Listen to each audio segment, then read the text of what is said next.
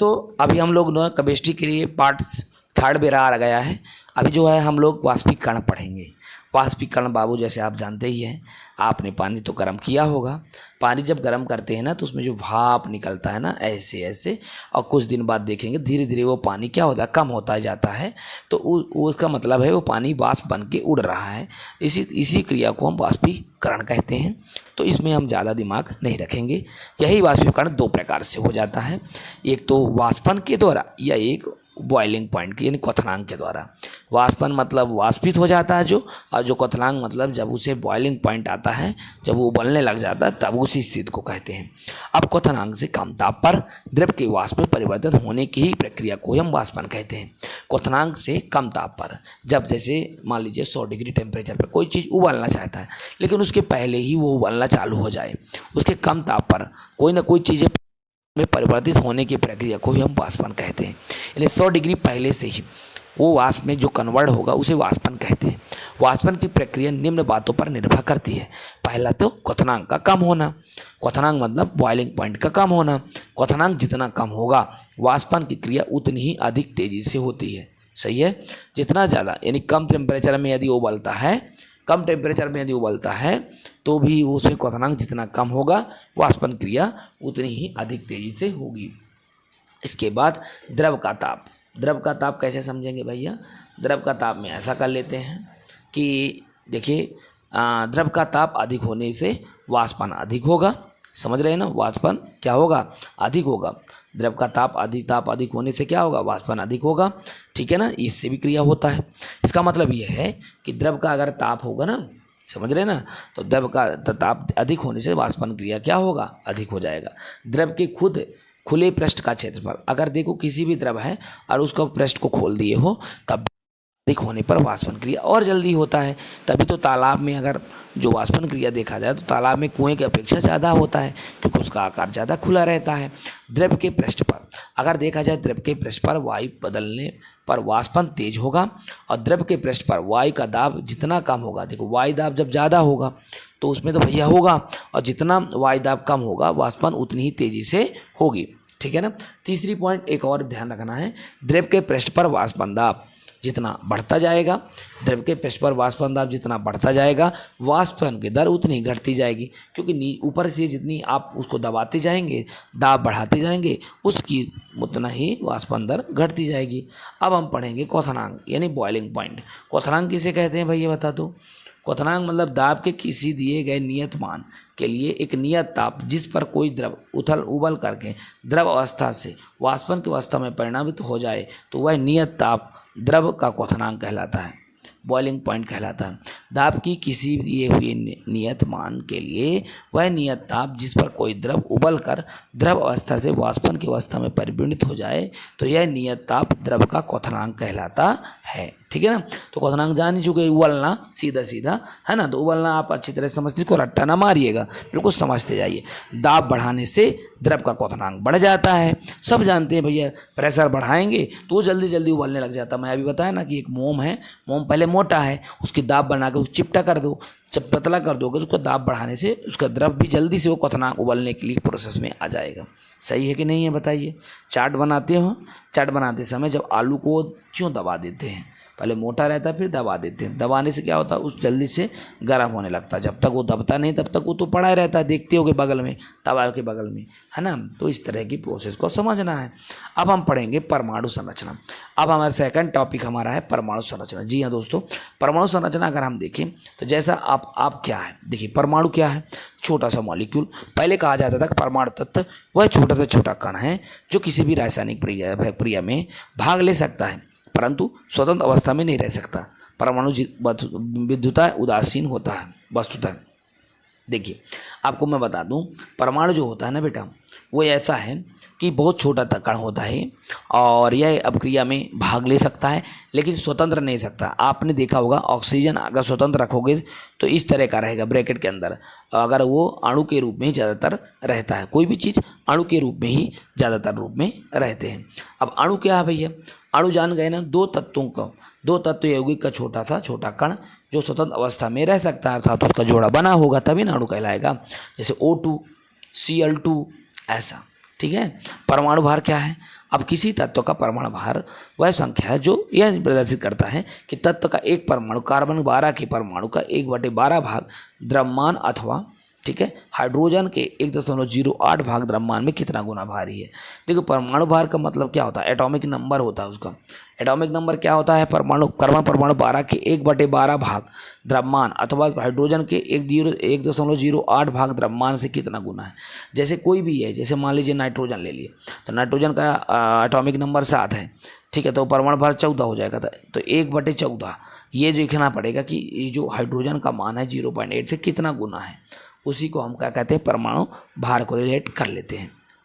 अब अणु भार क्या है, देखो बेटा, किसी पदार्थों का अणु भार वह संख्या है जो यह प्रदर्शित करती है कि उस पदार्थ का एक अणु कार्बन 12 के परमाणु का 1/12 भाग से कितना गुना भारी है। ये भी अणु भार ही कहलाएगा, समझ रहे हैं। कार्बन नंबर 12 के ही कंपेयर हमने इसमें भी कर सकते हैं।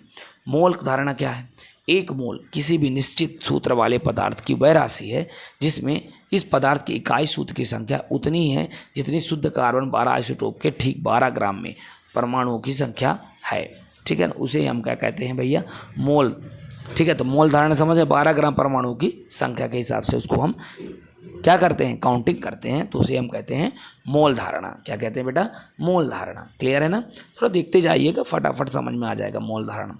अब देखो मोल इकाई का मान क्या है। अब देख भैया, एक मोल की वैल्यू आप याद कर लीजिए, कितना होता है, 6.022 गुणे 10⁻23 होता है।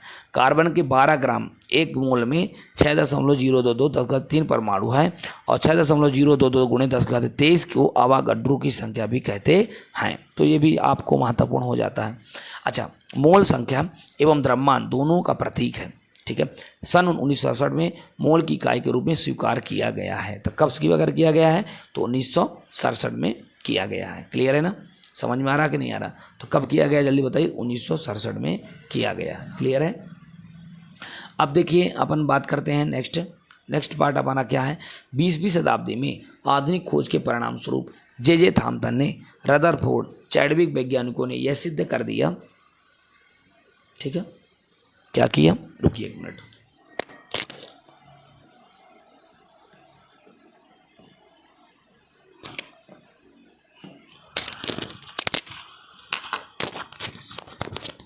एक मिनट बेटा। तो देखो दोस्तों, 20वीं शताब्दी की अगर हम बात करें तो 20वीं शताब्दी में आयोजित आधुनिक खोजों के परिणाम स्वरूप जे थॉम्सन, रदरफोर्ड, चैडविक आदि वैज्ञानिकों ने यह सिद्ध कर दिया कि परमाणु विभाज्य है, अर्थात विभाज्य है, और तथा मुख्यतः 3 मूल कण इसके अंतर्गत मिलकर के बना है, जिन्हें इलेक्ट्रॉन के नाम से भी जाना जाता है, प्रोटॉन के नाम से जाना जाता है और न्यूट्रॉन कहते हैं। तो ये 20वीं शताब्दी में फिर इन्होंने आधुनिक जो वैज्ञानिकों ने इन्हें ये देखा कि भैया ये परमाणु जो है ना ये विभाज्य है, अर्थात पहले बोला जा रहा था कि परमाणु अविभाज्य, लेकिन अब बोला जा रहा है विभाज्य, है ना। तो जैसे ऐसा उन्होंने देखा कि कोई परमाणु लिया, वहाँ पे अल्फा किरणों का बमबारी की गई, तो ये देखा गया अगल बगल से सभी क्रॉसिंग हो जा रहे थे, लेकिन बीच से कुछ ऐसे एलिमेंट थे जो है रिटर्न हो जा रहे थे। तो यहाँ से ये पता चला कि कुछ इसके अंदर ज़रूर है, ठीक है। तो इस प्रोसेस को हम ऐसे समझ सकते हैं।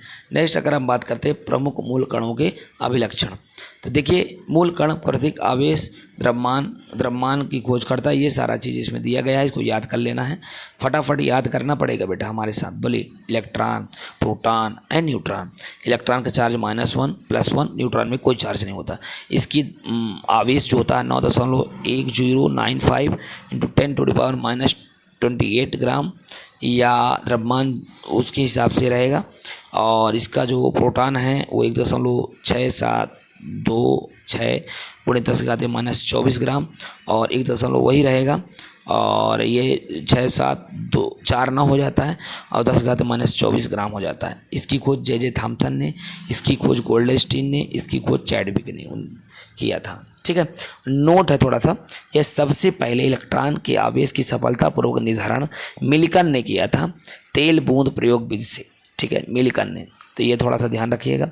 इलेक्ट्रॉन की तरंग प्रकृति की खोज डी ब्रॉगली ने की थी। उन्होंने कहा था कि इलेक्ट्रॉन तरंग की भांति व्यवहार करता है, तो इन्होंने किसने किया था? तो डी ब्रॉगली ने इन्हें सबसे पहले किया था। पॉजिट्रॉन की खोज एंडरसन ने की थी। भारतीय वैज्ञानिक सत्येंद्र नाथ बासु के नाम पर विशिष्ट मूलकण बोसान का नाम भी रखा गया था।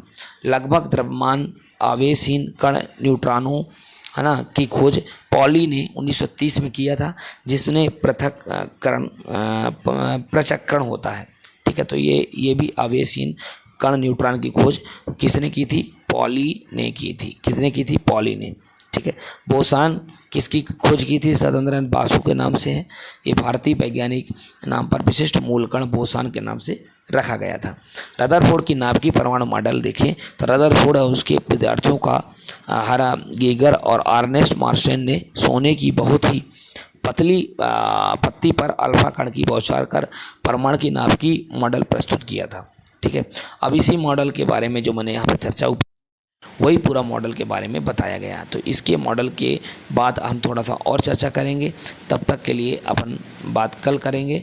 वैसे एक बात बता दूं, इसका मॉडल थोड़ा बता देते हैं जिससे कि बात क्लियर रहे आपको। परमाणु का धनावेश अधिकांश द्रव्यमान एक अति अल्प क्षेत्र में केंद्रित होता है। परमाणु के इस अति अल्प भाग को रदरफोर्ड के नाभिक कहा जाता है। रदरफोर्ड ने गणना करके दिखाया कि नाभिक का आयतन परमाणु के कुल आयतन की तुलना में अत्यंत कम होता है। परमाणु की त्रिज्या लगभग 10⁻⁻10 मीटर होती है, जबकि नाभिक की त्रिज्या लगभग 10⁻⁻15 मीटर होती है।